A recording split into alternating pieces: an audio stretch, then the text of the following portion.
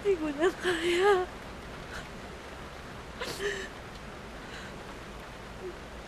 Kakayanin natin ito.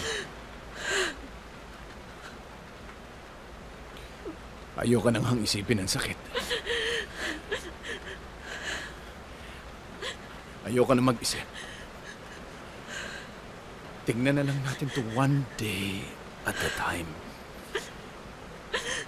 Yun na lang alam kong paraan to survive this. Sita, ang inaalala ko lang, ikaw. Hindi ko alam ang tumatakbo sa isip mo.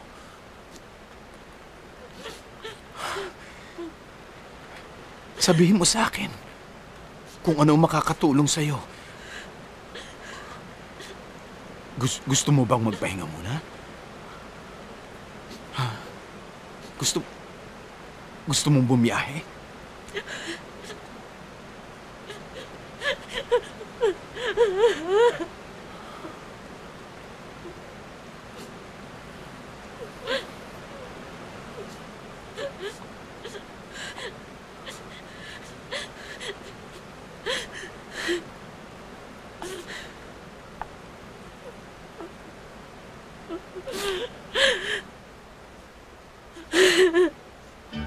Tita Teresing! Si Kuya Jake ho. Tita Teresing. Kuya Jake? Hindi ho. Nasanay na ho kasi ako eh. Kapatid ng mami ko, Jake, si Tita Teresing. Maswerte kang bata ka. At meron pang natitirang lalaki sa mundong ito, gaya ni Jake. Maraming salamat sa iyo. Kung hindi dahil sa iyo, hindi maililigtas sa malaking kahihiyan ng batang ito. Tita. Para ho sa akin, walang dapat ikahiya si Ara sa mga nangyari sa kanya nung dalaga pa siya. Sandali lang mga kaibigan, sandali lang. Mga minamahal kong kababayan, mga kapitbahay, at iginagalang kong mga kamag-anak. Una, gusto kong magpasalamat sa inyong lahat dahil sa nag-aksaya kayo ng panahon upang makadalo dito sa munting salo-salo ng dalawang bagong kasal. Isang magaling na lalaki, ang aking manugang, si Jake Abelardo. Hindi sa tulad ni Henry Ortiz, na lumikha ng alingas-ngas at umapi sa aking anak. Siguro naman wala nang makapagsasabi na wala ng pag-asa ang isang katulad niya. Tama na yan! Matagal ko lang inintay ang oras na ito. Hayop ka! Romy! Isa ka pa ring hayop! Jake! Wala tayong dapat pag-usapan. Anong wala? Tinangay mo ang babaeng papakasalan ko! Pakakasalan mo. Pero ayaw ka naman pakasalan. Mang Romy, wala akong kasalanan si Kuya... Si Jake. Napahiya ako! Ginawa ninyo akong... Sambot na lang ako ng tira ng iba na palpak pa! Tayo na, Ara.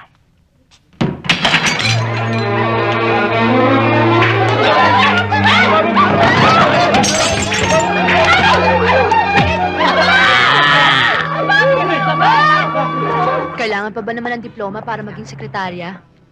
Marunong naman ako mag-type ah. Di naman sumisirko English ko. Totoo, meron nga akong kakilala. Masscom ha, graduate ng Masscom sa sales ko. O anong trabaho ngayon?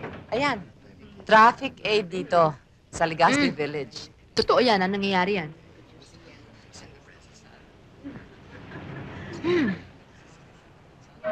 Kung magnegosyo na lang kaya ako? Ano naman klaseng negosyo?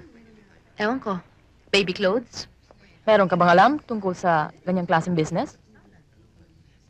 Natututunan din naman yan, di ba? Oo, pag nalugi ka di natuto ka na. Anong gagawin ko? Hindi naman ako makakuha ng trabaho. Sandali, Irene. Are you sure na talagang kaya mong mag-isa? Alam mo, andali makipagbalikan kay Patrick, ha? Isang sorry, isang kiss, solve. Kakayanin ko kahit igapang ko. Pagkatapos ng ginawa niya sa akin, mamamatay ako sa gutom pero hindi ako babalik sa kanya. Sira ba kayo? Napakalikot naman kasi ng Jopet na to eh. At ito namang yaya, natutulog. Parang tulog pero nakamulat. Isip mo naman napakaraming batang inaalagaan. Madidikit pa naman siguro to. Paano pang madidikit? Mas matanda pa sa akin yung vase na yan, ah. Ay, nako. Hanggang ngayon pa ba naman, cargo pa namin ang pamilya ng anak ko? At yung kasalanan nyo, kami pa bang mag-asawa ang magdadala? Irene! Anak! Ano ba nangyari? Ay, ma'am, nasang giho ng bata ang vase.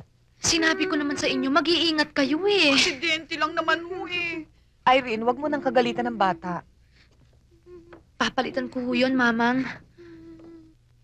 Pero mga bagay na kapag nabasag, maski na anong gawin mo, hindi mo na mabubuo.